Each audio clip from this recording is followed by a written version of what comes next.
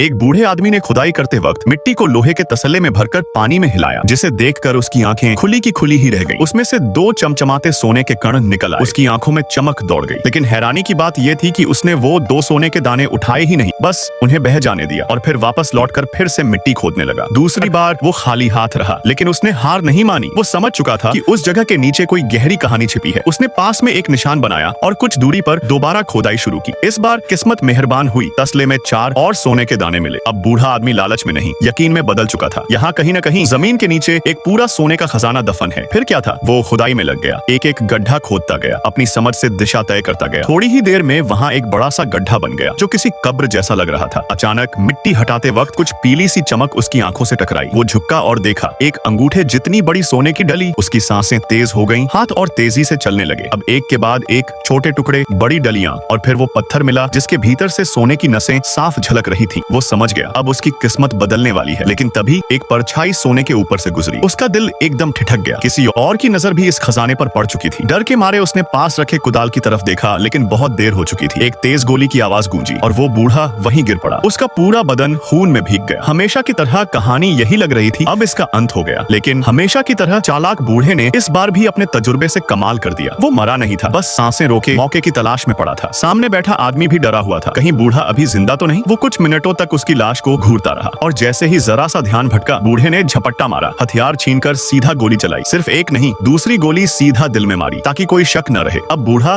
जमीन पर लेटा था, घायल लेकिन जिंदा। उसने खुद को बाहर निकाला। हालत बुरी थी मगर जान बच गई थी। अगले कुछ दिनों तक वो वहीं छिपकर आराम करता रहा और उस मर चुके आदमी की लाश को उसी सोने की नस के नीचे दफना दिया जिसके लिए वो आया था। कुछ दिन बाद जब उसका घाव ठीक हुआ, उसने 2 बोरे भरकर थोड़े से सोने के टुकड़े अपनी खच्चर पर लादे और उसी शांत चेहरे के साथ उस जगह से निकल पड़ा। उसे मालूम था ये जमीन अब लोगों के लालच से खून में सनी जाएगी, लेकिन उस लड़ाई से उसका अब कोई लेना देना नहीं था।